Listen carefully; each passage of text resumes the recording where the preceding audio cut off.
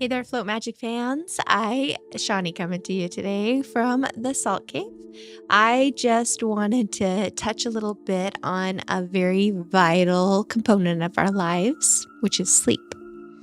I had the opportunity to do some talking with a group about sleep, and I thought, you know what, this is really beneficial information that I want to get out to my client base because our sleep is kind of the foundation of everything we do. And I know I've spoke about sleep in other podcasts, talking about the benefits of our modalities and our therapies and how they affect sleep. But I wanted to speak specifically on the components of sleep and the importance of sleep and the habits surrounding sleep. So we all know that a lot of people don't get enough rest and they don't get enough sleep at night. And I have something that's called an Oura ring. A-U-R-A, not A-U-R-A, it's O-U-R-A. And what it does is it gives me feedback on primarily my sleep patterns, but also my heart rate, my oxygen saturations, my activity to some degree. It's not quite as fine-tuned for activity as a Garmin or a Fitbit or an Apple Watch or a lot of the other tools that are out there. I know there's other bracelets and mechanisms that have hit the market, but what the Oura ring does, best of all, in my opinion, is study sleep and gives me very accurate feedback on what my sleep patterns are. And I've been wearing this for about 5 years now. And so over that 5 years, I've had a lot of data come in about my own personal habits and how they affect my sleep, which has been very beneficial. And it's just prioritize sleep, unless I'm at Float Conference, which I was just a few weeks ago, and I'm still recovering from that. But sleep is so important for me to be on game for my creativity, for my business, for my community, to show up in my community, for my family. It is so noticeable when I have a lack of sleep, just how much my energy and my mood shifts. I'm a very different person after a night of limited rest. So, we want to talk about three big factors into sleep. So, our first factor is adenosine.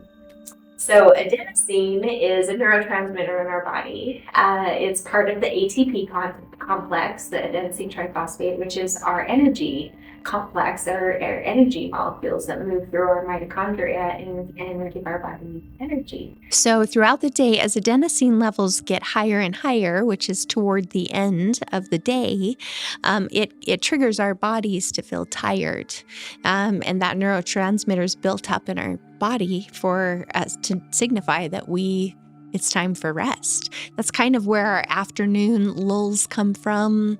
That's why power naps were kind of invented, is because that afternoon lull really can affect our productivity later in the day. Later on, I'll talk about why caffeine and power naps might not be your best option for good sleep at night, but I know they're crutches to get us through the day, so sometimes they may be beneficial. The other component of sleep that is highly important is, and it's a hormone, it's cortisol. And so cortisol levels peak in the morning. When we wake up, our cortisol should be at a peak amount because it is alerting our body to become focused and awake. And that, when we haven't had good amounts of rest, and we wake up feeling groggy, or maybe we've had high amounts of stress and our body has used a lot of cortisol, or maybe we have adrenal fatigue. That's why one of the symptoms of adrenal fatigue is tiredness and lethargy and grogginess, is because those cortisol levels get impacted and they're not able to come full forward for us to be truly awake in the mornings, and therefore affects our alertness for the day. And so cortisol isn't always bad. It kind of gets a bad rap for being the stress hormone and causing weight gain and all those things, but it's important for us to have the right amount of cortisol level in the morning so that we can function throughout our day. And then the third piece of what's so vitally important for rest is our circadian rhythm, and that is our sleep-wake cycle. And that is related directly with the sun and the rising and setting of the sun. And that's why getting outside is so important. So there's a lot of science, there's a lot of research that has come out that says, that when the sun is at its horizontal position in the sky, that is a prime opportunity for sun gazing. Sun gazing can have some benefits. You don't ever want to look at the sun when it's high in the sky because that's very intense light and too much really for our eyes to handle. But as we look at the sun when it's low on the horizon, we get in just the right amount of light to impact our circadian rhythm. And when we can get that light in the first couple of hours of that sunrise, we actually are benefiting our sleep-wake cycle to be more efficient for us. That light coming in our eyes transmits into that circadian rhythm cycle, and we feel more awake throughout the day. So what I did while building the center, it was during COVID, which I know I've spoke about before, but it was a very trying time because I thought my timing of the center was in question. And as it would be, and as we would have it, the timing was actually impeccable. But when I was in it, it felt like there was a delay, because there was a delay on everything come March 13th of 2020. So what I found myself doing often was heading out to the canyon rim. I was fortunate to live very close, and we have a beautiful landscape on the canyon. So I'd hike out to the canyon. I found this little meditation spot it was hidden. It was down in the rock. I didn't have to have anyone really viewing in on me. I got up early in the day before the sun rose, and I would go out, do a meditation, and then open my eyes to the sun rising.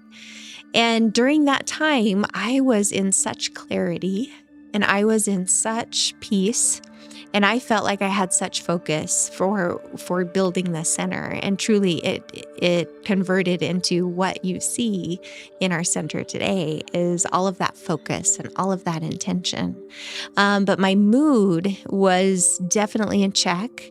My energy was higher throughout the day. There was just some beautiful benefits to me waking up at the same time that the sun was and actually watching it rise. Not to mention that beautiful serenity and almost spiritual process of waking with that sunrise. But there was a lot of physical benefits that benefited me in my sleep. During that time, I was sleeping so soundly.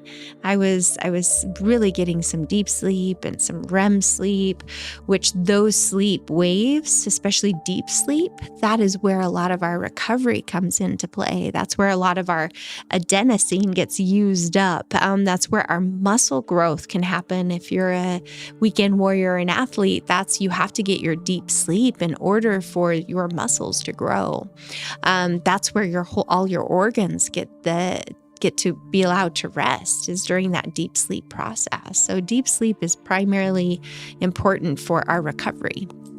And I noticed during that time I was getting a lot of deep sleep. My deep sleep time was increased quite a bit, which was valuable to the whole process. Think about what we're capable of when we get the appropriate amount of sleep. So what scientists have also found is that when we watch the sunset toward the end of day, which is another time that we can sun gaze, we can watch that sun go right down without it really damaging our eyes, especially when there's clouds or smoke in the sky that skew that light. But as we watch the sun go down, that also is of great benefit for our circadian rhythm. And it's important to note that watching a sunrise or a sunset through a window or inside of your house or maybe through a windshield in a car doesn't have quite the same benefits as watching it outside. And so going out with your dog in the morning, which is what wakes me up in the morning, I don't know about the rest of you, and maybe that's why pet owners have such a better sense of mental health. That could be an aspect of it. They're waking up in the morning to go take their dogs out right as the sun's coming up or right when that low light is in the sky, and they're spending a few minutes outside. All you really need is 5 to 10 minutes for it to be of great benefit. Of course, longer is going to be more benefit if you exercise outside in the morning. That could be supremely beneficial for your circadian rhythm. And we all know exercise is very good for sleep, as well as you exercise, a lot of those adenosine levels can increase, which also help you become a lot more tired in the evenings when it's time to go to bed. So you go to bed and you fall asleep in a latency period that's appropriate, rather than staying in bed all night, having things ruminate from your head. You're so tired, you just go to sleep. And so I talked a little bit about power naps and coffee and how those can really affect our afternoon lull. A lot of times people have a morning coffee and then an afternoon coffee to get through their day. But what you're doing is really interrupting that sleep pattern or that circadian rhythm and those neurotransmitter levels of the adenosine. Coffee burns through those and gives you a little boost, and caffeine burns through that, whether it's coffee or soda related or tea. Having those later in the day is very impactful on sleep. In fact, a lot of studies show having them after like 11 a.m. in the morning is not beneficial. I am not a caffeine lover. I do love my tea, but I've never been a big coffee drinker outside of having coffee with girlfriends on a brunch appointment or maybe a late morning appointment where we're discussing business. But overall, I don't go grab my coffee every morning. Instead, I hydrate in the morning with my element that we carry here at the center, which is an electrolyte supplement, and water. And I go to sleep at night. When I hit my pillow, I am asleep. I barely can even read at night because I go to sleep so fast. In fact, my Oura ring tells me it's too fast, that I must be overtired, but hey, I'll take it. I'm sleeping. But the other thing that caffeine can do is just delay our ability to go to sleep at night, because we are in such an awake state with caffeine. Power naps can also do the same thing. Even though a power nap might feel like you're getting a new boost of energy, and maybe you did have lack of sleep the night before, but taking a power nap earlier in the day has a lot more benefit than taking it, say, later in the afternoon or early evening. It's gonna reduce those adenosine levels, which is also going to make you feel not as tired at bedtime, and it's gonna affect how quickly you can go to sleep. So those power naps should be selective on power nap usage. And the patterns of sleep are also very important. I kind of want to talk about the timing of sleep. Everybody's different, but it is well studied that deep sleep happens pretty much in the beginning of your sleep cycle. And so for me, most all of my deep sleep happens between 10 o'clock at night and midnight. And I tend to get over an hour of deep sleep cycle in that sleep. And usually when I go into deep sleep, it's a continuous deep sleep section. And then I might go up to some REM, some light sleep, maybe an awake state, go back down to REM, light, it bounces back and forth. But if that deep sleep gets interrupted, I'm not getting my full time of deep sleep. And so it's important for me to go straight to bed and go to sleep. I don't sit on the couch and watch TV until I fall asleep and then move to my bed. That interrupts a deep sleep cycle for me. I don't have a TV in my room for that very same reason, because I don't like to go to sleep to the TV and then wake up to it being off or some crazy commercial or something that alerted me, because that interrupts my deep sleep cycle. And so protecting that deep sleep is really protecting our overall wellness and our well-being and our recovery. And like I said, for me, it's those first 2 hours of my sleep that deep sleep happens. And so any habits that you're having that affect that, such as falling asleep on the couch or listening to music or the TV as you're going to sleep, might not be as beneficial as you think they are. Now, you can listen to meditative tracks that kind of drift off into silence, and if there's nothing that alerts you that it's over or that you need to turn off your phone, you're going to get that deep sleep. But when you have constant stimulation coming in from sound, unless it's like a sound machine that is providing white noise to drown out other sounds, that's an exception. But if you're listening to a sound bite or music, and your brain never really gets a chance to be quiet and still and go into that deep sleep. The other sleep that is supremely important is REM. REM is sometimes equated as dream states where dreams can happen. It's rapid eye movement. Why REM is valuable to us is that's where a lot of our processing happens when we're sleeping. And so a lot of our problem solving, I like to have a notebook by my bedside, something I can jot things down on, because sometimes I'll have these bright ideas that come about right after I wake up.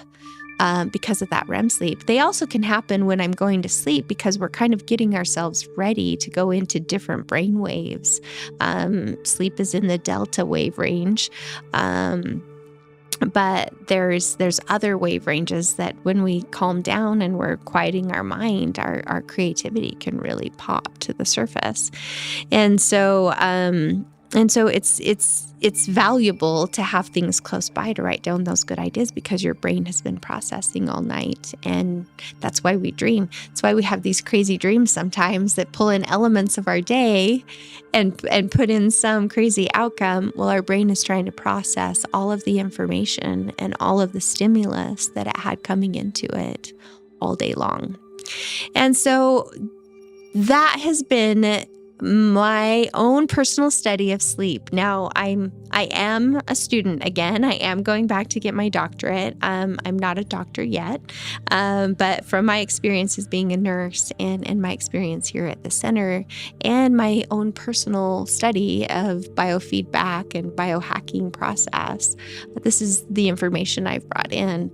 And on a personal note, eating late in the day affects my sleep. If I eat after 6 p.m. at night, I have a different outcome in my sleep. Drinking late in the day or drinking at all in a day can absolutely affect my sleep. And the closer to bedtime that I have a drink, even if it's just one drink, the worse outcome I have with my sleep that night. It actually inhibits me going into deep sleep and REM sleep. Which you would think was the opposite. Yeah, you can go straight into deep sleep after having an alcoholic drink or some other type of substance that helps you go deep into sleep, but it's not as long or not quite the same quality as our own body's natural mechanism of sleep. And so it might be that the supplementations that we're taking to help us sleep are only getting us to sleep at night early and deep sleep, but it's not really beneficial over the long term of how we're sleeping. Those two factors, sometimes exercising later in the day can put your sleep-wake cycle in high gear of being awake, but that's an individual choice. And all of these are individual choices, of course. Free choice, but our bodies respond uniquely.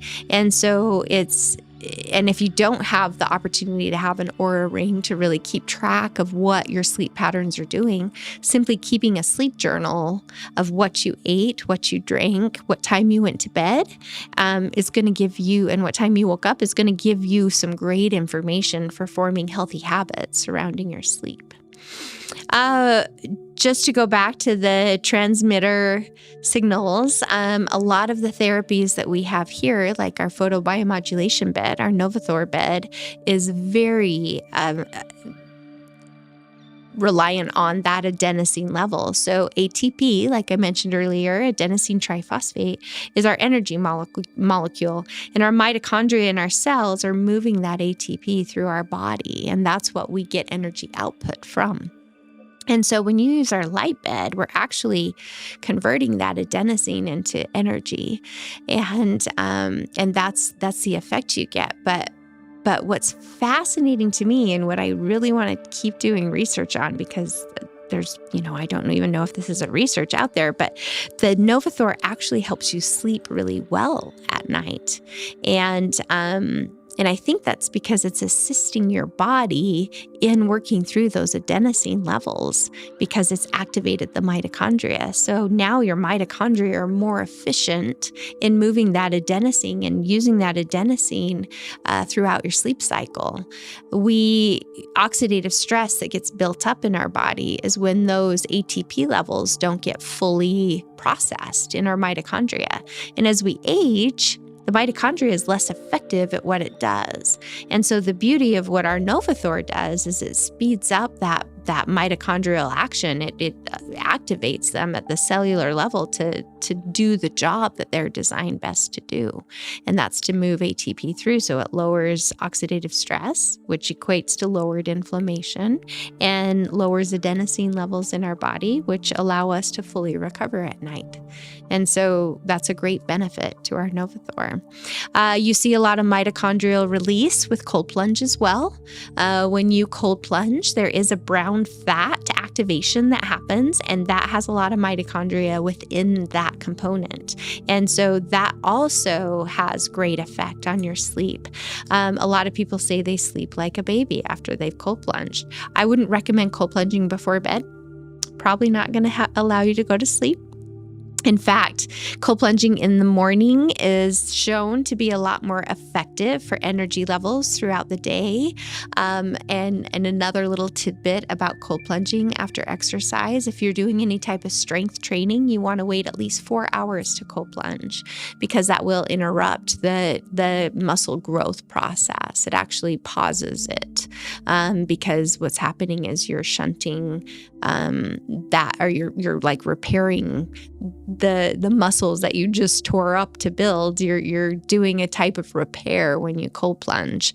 That's why it's so beneficial for injuries and athletes. So that, back to how it can affect sleep, cold plunge actually absolutely has an effect on the adenosine levels in your body as well. So, and of course, sauna is well known that to use a sauna before bedtime, that's been studied for a very long time and used in a lot of cultures for centuries to get that body prepared for sleep. So, flotation therapy.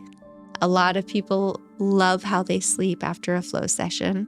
We've often been asked if we could just have a bed here for people after they float. They can roll over from the float right into their sleep state. And I wish that we had the capacity to do that. I also would love to go straight from my float tank right to my bed, because I think it would just be quite an amazing night of rest. But if you're having struggles sleeping, whether it's from pain or whether your fight or flight is just in constant go, a float can absolutely help your body and your autonomic nervous system get into that space of serenity, which can add to your beneficial sleep at night. So the purpose of this is just to give you the information that I come across as I'm trying to support my community in healthy well-being and making better life choices, so that overall my community members can perform at their optimum capacity. That's truly why we're here, is to help my community become the best version of themselves, and my community become the best version it can be overall. So feel free to reach out if you have any questions about sleep or how our modalities can help you through that process. And don't be afraid to just say, I need my rest today, or, I'm going to go to bed early because my body and my mind deserve it. And remember, it's perfectly okay to stay salty.